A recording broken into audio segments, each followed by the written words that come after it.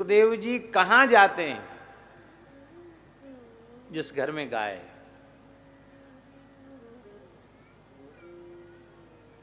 घर में गाय नहीं होगी तो सुखदेव जी तो घर में नहीं जाएंगे। गाय होगी तभी ना आप कह सकेंगे कि जब तक धार कढ़े तब तक तो आप विराजो।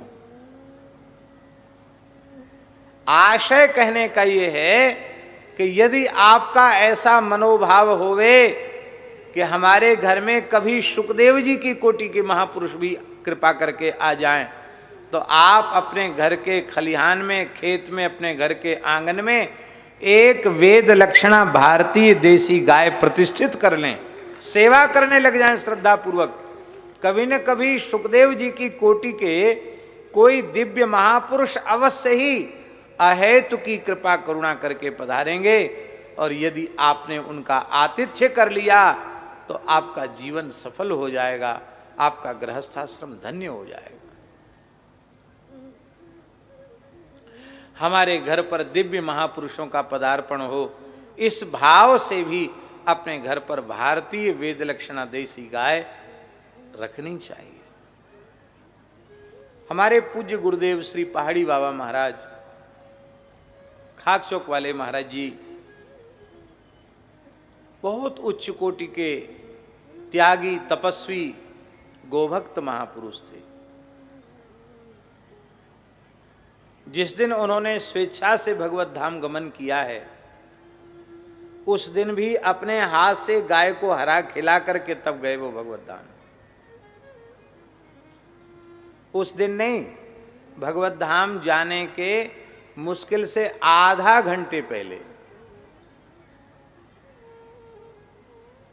अपना आसन देखा, कुछ पैसे आसन के नीचे निकल आए, कंबल के नीचे, वो सब झाड़ दिए।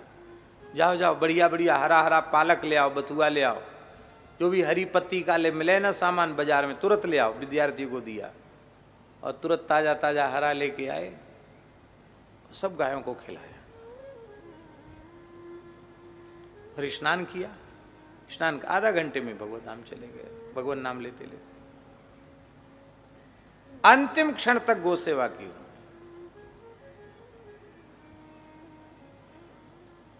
अद्भुत जीवन था उनके जीवन का। जब हम चिंतन करते हैं तो उनके जैसा जीवन भी कहीं दिखाई सुनाई नहीं पड़ता है, ऐसा जीवन था। एक ही लंगोटी रखते थे, दो लंगोटी नहीं। स्नान करके गीली लंगोटी ही धारण कर लेते, मुंह का आड़बंद और गीली लंगोटी।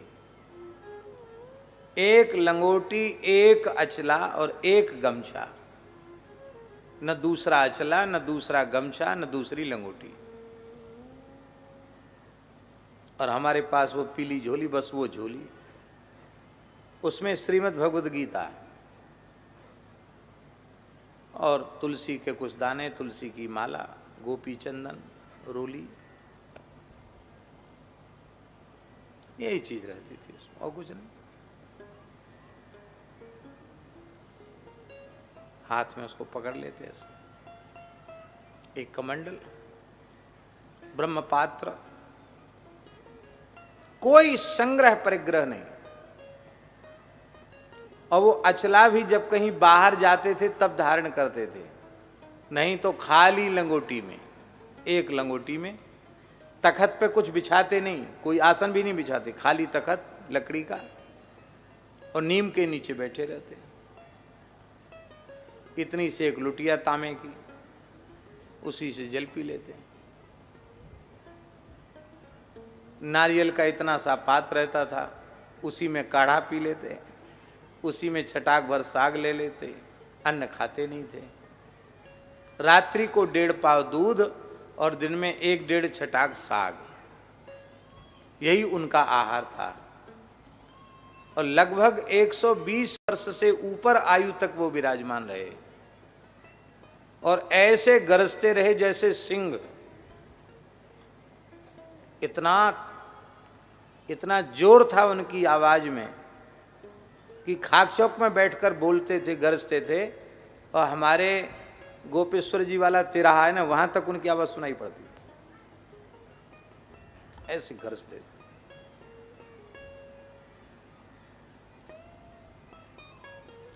महान योगी, महान समर्थ पुरुष थे। गाय के दूध को छोड़ के और कोई आहार नहीं था उनका, बस 1.5 पाव दूध रात को, वो भी पक्का। दिन में कभी गर्मी हो दही ले लेते थे, छाछ नहीं लेते थे, दही ले लेते थे, कभी कभी दही ले लेते, सवेरे दही ले लेते। और तपस्या ऐसी अद्भुत थी, नासिक कुंभ में गए तो हमसे बोले, बच्चा ये तपोवन है, जानता है तपोवन नाम क्यों पड़ा? हमने कहा महाराज हम नहीं जानते। बोले यहाँ राम जी ने तपस्या किया इसलिए इसका नाम पड़ा तपोवन। तो हमारे आराध्य ने यहाँ तप किया है, तो हम जितने दिन यहाँ रहेंगे उतने दिन केवल गोदावरी जी का जल लेकर के रहेंगे। तुम किसी को कहना नहीं कि महाराज ने फलाहार करना बंद कर दिया है, और हमारे छत्ता का पर्दा 24 घंटे बंद रखना, खोलना नहीं इसको। मैं जितने दिन यहाँ रहूंगा उतने दिन ध्यान में रहूंगा, साधक में रहूंगा, तो सावधान रहना। तुम एक समय भोजन कर लिया करो, 2 रोटी बस, तीसरी रोटी नहीं। ये हमारे लिए निर्देश था। और तुम्हारी सेवा केवल इतनी ही है कि हम 2 बजे रात को सीताराम बोलेंगे, उस समय तुम उठ जाना, स्नान करके पवित्र होके हमारा कमंडल लेके गोदावरी चले जाना, और गोदावरी जी से 1 कमंडल हमारे लिए जल ले आना। बस इतनी तुम्हारी सेवा है, कोई सेवा नहीं। अब सवेरे बाल भोग नहीं, रात को ब्यारू नहीं, बालक थे, भूख खूब लगती थी, और 2 ही रोटी खाना है, तो भूखे ही जैसे रहते थे। कभी कभी शाम को तेज भूख लगती तो वो समझ जाते थे बहुत तेज भूख है, तो झोली में से 2 पेड़ा निकाल के देते, ले पानी पी लो, खाली पेट पानी लग जाता है, पानी पी लो। बरसात का समय गोदावरी का मटमैला पानी, मिट्टी का पानी, और वही अपने आप मिट्टी बैठ जाती, उसी को 1-1 घूंट कभी कभी ले लेते, उसी से स्नान कर लेते। 1 कमंडल से, बड़ा कमंडल था, ब्रह्मपात्र, 5 किलो कम से कम जल आ जाए, इतना बड़ा कमंडल था। 10 दिन तक वे जल पर ही रहे। कितने दिन तक? और जल भी 24 घंटे में 150-200 ग्राम जल ही उनके पेट में जाता होगा, बस 1-1 तोला लेते थे, 4-4, 5-5 घंटे में, थोड़ा 1 घूंट ले लिया, रख दिया। और आसन इतना दृढ़ था कि एक बार हमने विचार किया कि हम गिने कि कितना देर बैठते हैं महाराज जी। तो हमने भी निश्चय किया कि हम भी सोएंगे नहीं। 22 घंटे तक एक आसन से बैठे हमने उनको देखा। कितने घंटे? हम भी पक्का करके बैठे थे, लेकिन वो 2 घंटे ऐसी नींद आई कि हम बिल्कुल बेहोश जैसे हो गए। और 2 घंटे बाद ठीक 2 बजे रात को, राम राजा दुख भंजन सकल पूर्ण काम, गोविंद गोपाल भज नारायण भज नारायण, यही उनका अलार्म था, यही बोलते थे वो। जैसे ही उन्होंने बोला हम तत्काल उठ के खड़े हो गए, साष्टांग प्रणाम किया, इशारा किया जाओ स्नान ध्यान करो। तो जो 2 घंटे हम सो गए उस समय भी वो बैठे ही थे। इससे आप अनुमान लगावें कि लगभग 10 दिन तक वो बैठे ही रहे। केवल एक बार स्नान के लिए थोड़ी देर के लिए खड़े होते थे, फिर बैठ जाते थे। ऐसी जिनकी बैठक थी और लीला ऐसी विलक्षण थी।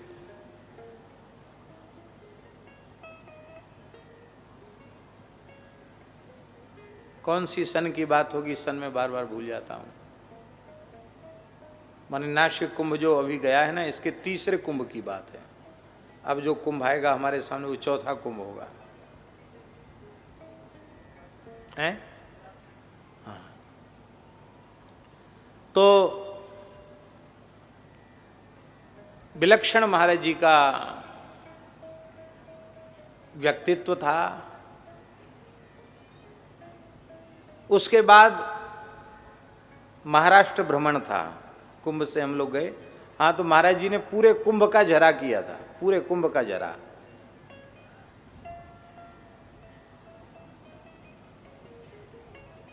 नासिक में वैष्णव तपोवन में उनका शिविर रहता है, और हमारे शैव परंपरा के संतों का वैरागी कैंप इधर रहता है।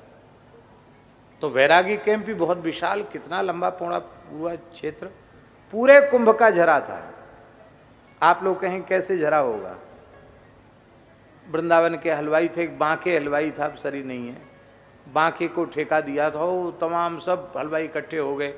सब शिविरों में बन रहा है सामान, और सब जगह पहुंच रहा है, और हरिहर एक साथ बोल रही है, एक साथ सब जगह बैठ रहे हैं लोग, एक जगह तो बैठ नहीं सकते। अब उस जमाने में 5-5 रुपये दक्षिणा, जब 1-1, 2-2 रुपया मिलते थे, 8 आना 4 आना भी दक्षिणा में, 5-5 रुपये दक्षिणा, और श्री महंतों को 50-50 रुपये दक्षिणा। और झोली में रुपया कितना था? 13,000। हमसे गिनवाया, बोले गिनो इसको, 13,000 निकला। बोले पैसा बहुत है, पूरे कुंभ का झरा करना है। हम मन में सोचें कि 13,000 में कुंभ का झरा कैसे होगा, लेकिन उनके सामने किसी के बोलने की हिम्मत तो थी नहीं, और हो गया। और भेंट आती चली गई, और उसी से सब झरा हो गया। लोग अभी आते चले गए, और पूरा झरा हो गया। लड्डुओं के पहाड़ देखे महाराज हमने। पूरा झरा होने के बाद जो चढ़ोतरी आई थी, बोले इसको इकट्ठी कर, देखा तो 15,000 निकले। बोले लो, इतना बांटने के बाद 13,000 का 15,000, अब क्या करें बोलो, किस कचड़े के ढेर पर ले जाके फेंक दें? बोले चलो वृंदावन में भंडारा करेंगे। भंडारा में बहुत प्रेम था उनका। तो इतना सब करने के बाद अब जब यात्रा के लिए निकले, हम भी साथ में थे, तो 2 दिन 3 दिन हो गए थे विचरण करते करते, और महाराज जी उसी जल पर ही, शरीर तो कमजोर, वृद्ध शरीर, 100 साल से ऊपर की अवस्था। तो गाड़ी में आगे की सीट पर विराजे थे, तो साथ में सेवक लोग थे, सब बड़े दुखी थे। बोले महाराज जी कुछ भी नहीं ले रहे हैं, शरीर बहुत कमजोरी हो जाएगी, प्रार्थना करो आप। उनके डर के मारे कोई बोले नहीं। दास ने बहुत डरते डरते कहा, महाराज जी सब लोग बहुत दुखी हैं, हमको भी बड़ा कष्ट है, आप अब तो कम से कम तपोवन से आ गए, 3 दिन हो गए, लगातार चल भी रहे हैं, कुछ भी नहीं ले रहे हैं, कुछ तो लीजिए। तो मेरी ओर उन्होंने देखा तो उनको दया हो गई। बोले कहीं देसी गैया मिलेगी तो उसका धारोष्ण दुग्ध लूंगा और अपना व्रत खोलूंगा। अब रोड पर गाड़ी चल रही थी, ये बात है इधर अजंता एलोरा की गुफाएं जिधर है ना, उस क्षेत्र की बात है, महाराष्ट्र में अहमदनगर है, ये सब उसी क्षेत्र की बात है।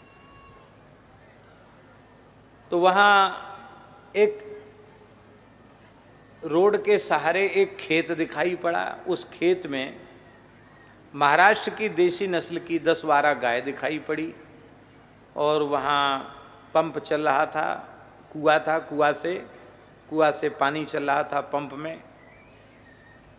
किसान आदमी था, तो हमने तुरंत गाड़ी रुकवाई और महाराज जी को कहा कि महाराज जी यहाँ गैया है।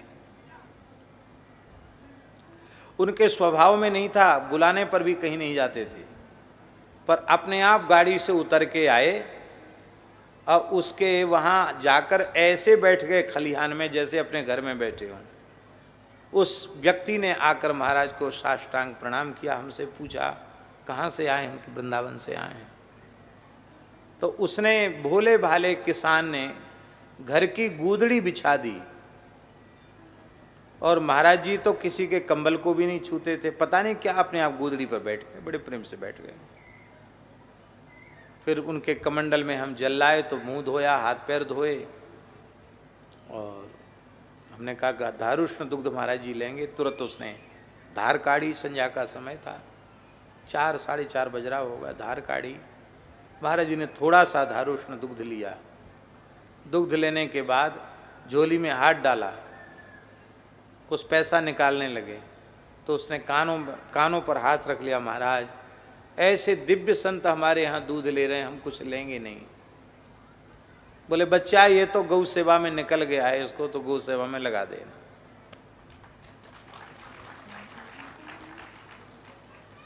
सब लोग जितने थे सबको दूध पिलाया, धार उष्ण दुग्ध, एकदम गुनगुना गरम गरम दूध। और ऐसे विचित्र थे, बोले भैया हम तो बाबा जी हैं, हमें भिक्षा करने का अधिकार है, तुम लोग गृहस्थी हो, मुफ्त में दूध पियोगे, सारे आंत फट जाएगी। ऐसे बोले, आंत फट जाएगी, पेट फट जाएगा, सब सेवा करो। सबसे सेवा करवाई महाराज जी ने। और फिर गाड़ी में बैठे चल पड़े। तो वो दृश्य मेरे आंखों में बार बार आ जाता है जब सुखदेव जी के गोदोहन वाली बात आती है कि यदि अब उस व्यक्ति से कोई परिचय तो नहीं था, आज भी हमें उसका नाम गाम कुछ भी पता नहीं, लेकिन गाय उसके खेत खलिहान में थी तो वृंदावन के एक सिद्ध कोटि के महापुरुष, एक सिद्ध महापुरुष बिना बुलाए उनके अतिथि बन गए और उनके घर की गैया का दूध पी करके उस सदगृहस्थ को धन्याति धन्य बना दिया। इसलिए आप अपने घर में वेद लक्षणा देसी गाय रखो तो आपके घर में श्रेष्ठ संत महत्पुरुषों का आवागमन अपने आप होता रहेगा। कुछ लक्षित भाव से पधारेंगे, कुछ महापुरुष अलक्षित भाव से भी पधारेंगे, जिनको आप इन आंखों से देख भी नहीं पाएंगे। पर यदि श्रद्धा पूर्वक आप घर में गाय की प्रतिष्ठा करके सेवा करेंगे तो निश्चित ही दिव्य महापुरुषों का आवागमन आपके कुटिया पर होता रहेगा। प्रतिदिन सत्संग एवं दर्शन के लिए श्री महाराज जी के ऑफिशियल चैनल को जरूर सब्सक्राइब करें।